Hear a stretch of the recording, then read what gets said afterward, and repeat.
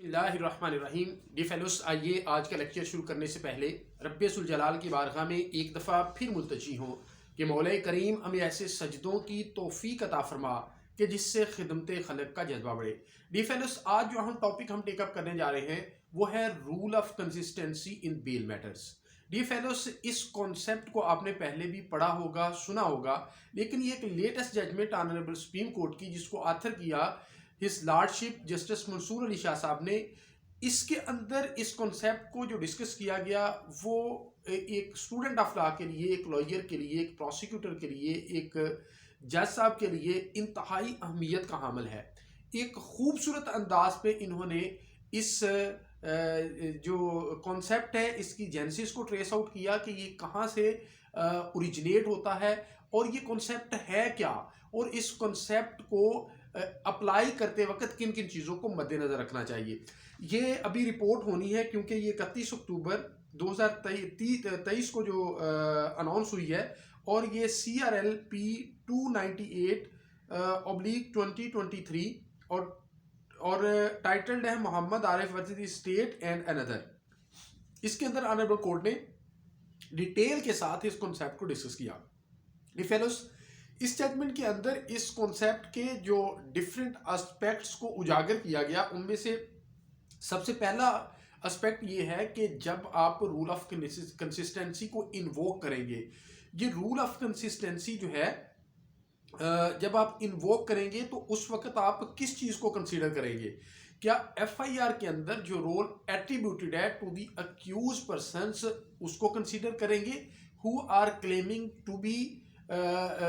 To be standing on the equal pedestal and equal footing, या कि FIR के बाद जो इन्वेस्टिगेशन हुई है और एविडेंस कलेक्ट की गई है, कंपोजिटली सारे के सारे मटेरियल को आप एग्जामिन करेंगे इस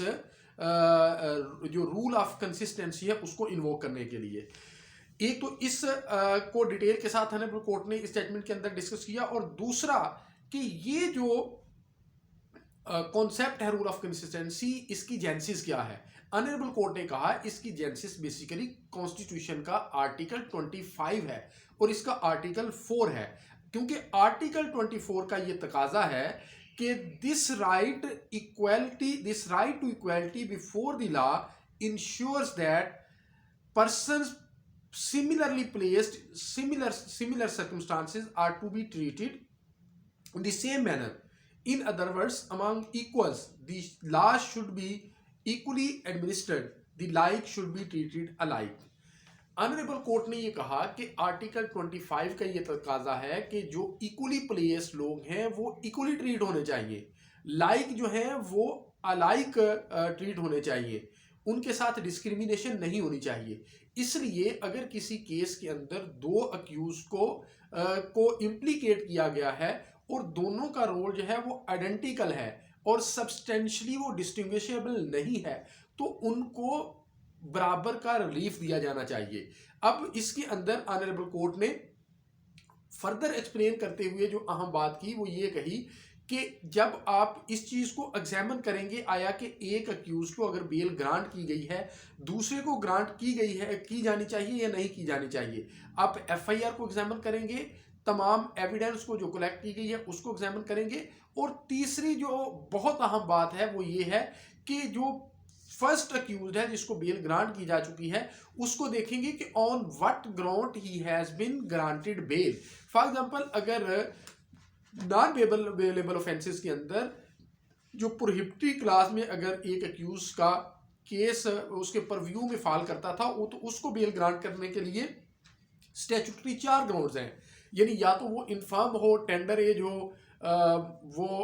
ओल्ड एज हो, वो वुमेन हो, वो सिक हो, या फर्दर इंक्वायरी का केस हो, या स्टैट्यूटरी ग्राउंड ऑफ डिले हो, या at the time of conclusion of time अदालत इस नतीजे पे पहुंच जाए कि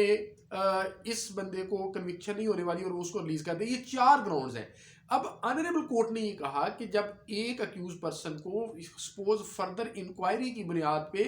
बेल ग्रांट हुई है, तो दूसरा accused on the basis of statutory ground of delay पे क्लेम नहीं कर सकता, डिस्पाइट द फैक्ट कि उनका रोल जो है वो डिस्टिंग्विशेबल नहीं है, आइडेंटिकल है। मीनिंग देयर बाय कि तीन चीजें ऑनरेबल कोर्ट ने इस जजमेंट के अंदर हेल्ड की। एक ये की कि जब आप रूल ऑफ कंसिस्टेंसी को इन्वोक करेंगे उसके अंदर आप FIR along with evidence collected compositely उसे सामने रख के जो है वो एग्जामिन करेंगे to invoke the rule of consistency. दूसरी बात इसके अंदर ऑनरेबल कोर्ट ने ये कही कि ये जो रूल ऑफ कंसिस्टेंसी है ये एक fundamental right to be treated on equal footing and in accordance with law, यानी जो आर्टिकल 4 है और आर्टिकल 25 उससे ओरिजिनेट होता है। जो लोग इक्वली प्लेस्ड हैं वो इक्वली ट्रीट होने चाहिए, जो लाइक अंदाज में खड़े हैं उनको अलाइक अंदाज में जो है वो ट्रीट होना चाहिए। और तीसरी बात ऑनरेबल कोर्ट ने इसके अंदर ये कही कि अगर